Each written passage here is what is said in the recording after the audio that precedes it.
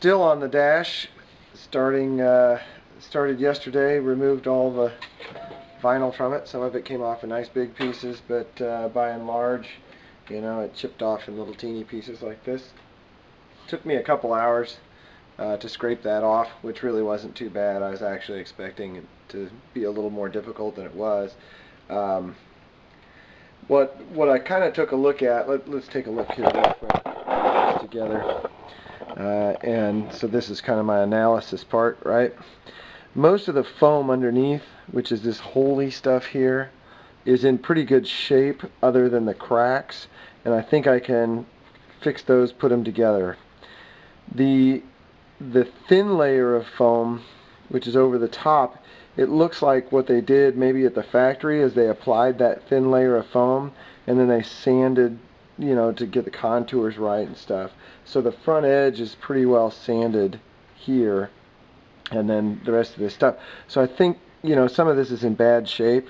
So I think what my plan is to sand all of this kind of closed cell foam off, and then I will repair all of this open cell foam as best I can, and then we'll cover the whole thing in a layer of this thin foam and get it all done. So we can see kind of on the front edge here that, you know, I can pull up that thin foam fairly easily in some places. Other places it's stuck real good. So I think that's my plan of attack for this. And the nice thing was, you know, I had a couple pieces like this where I lost material, but those were sort of few and far between. Back in here I lost a little material, back here maybe some of these little spots I lost a little material, but by and large the material's all still there. So anyway, we're gonna set this into the car and take a look at how it fits.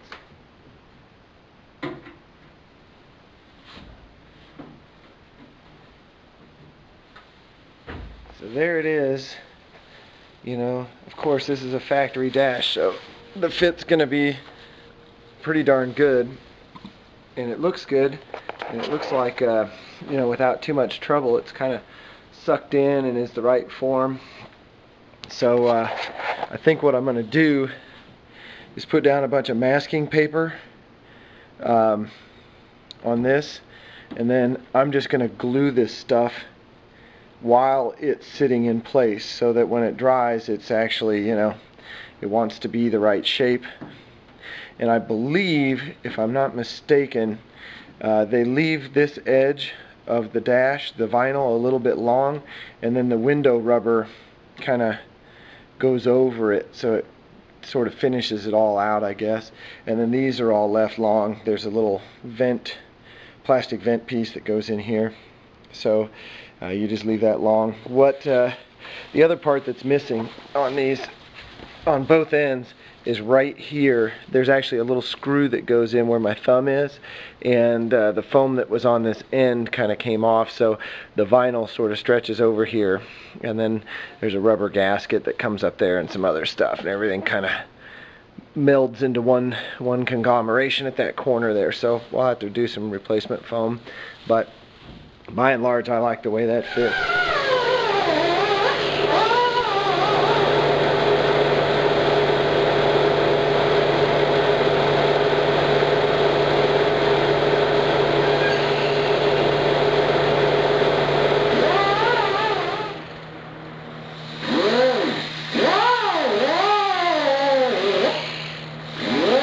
Take a quick look at what we got here.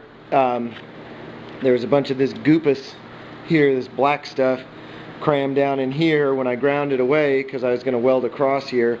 There's actually a little dip, so that's going to be really sweet because I can put my sheet metal down in that dip so that everything will sit level, you know, because this is the way it sits, right? So everything will sit level because I'm going to have my sheet metal down in this dip. So that'll work perfect.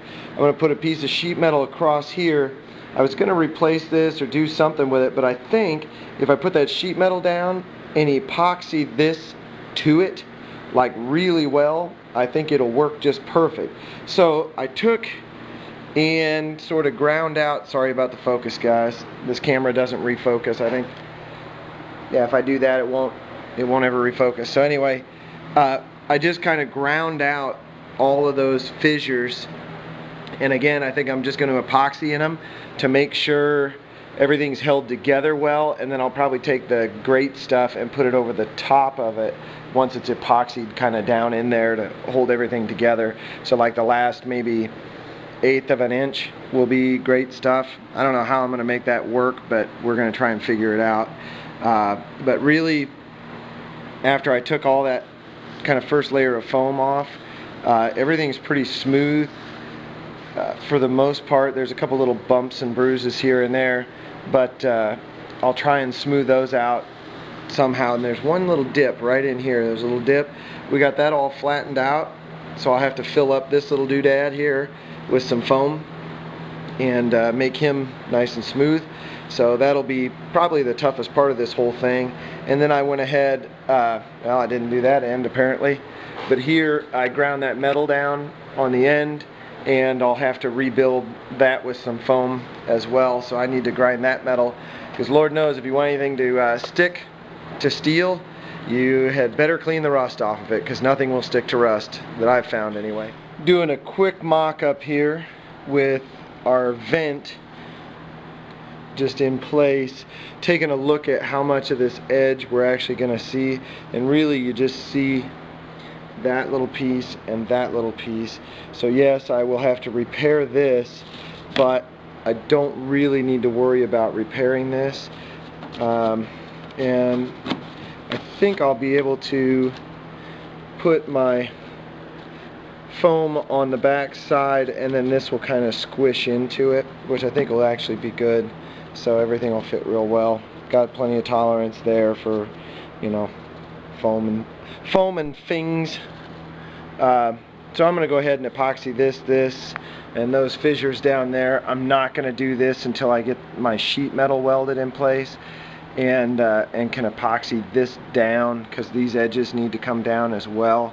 So I think that's going to be kind of a fox, the hen in the sack of corn, you know. One thing moves, another thing moves. You got to have it all kind of planned out right, you know. Everything has to go in sequence there. So got my epoxy here. I took the end of a paint stick that I had split and sort of sanded it down to a point.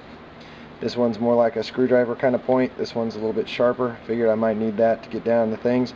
So I'm going to mix up my part A and part B epoxy, and we'll get to filling.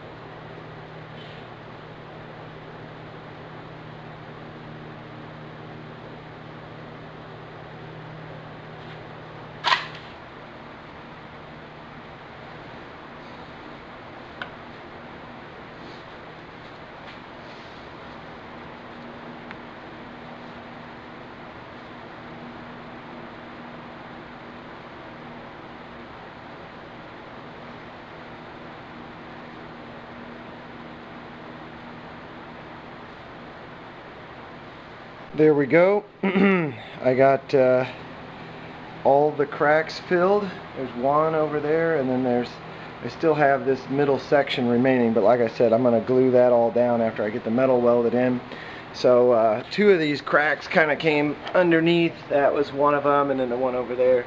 And so got those filled on both sides. I really wanted to get the edges clean. Sorry about the focus there, guys. Really wanted to get the edges clean, because this stuff doesn't sand really well. So I wanted it as clean as possible. So we'll leave it like that to set up. I may go actually get some great stuff and fill that dip in while I'm at it. So we'll see. That's probably it for now. So, on to meatloaf.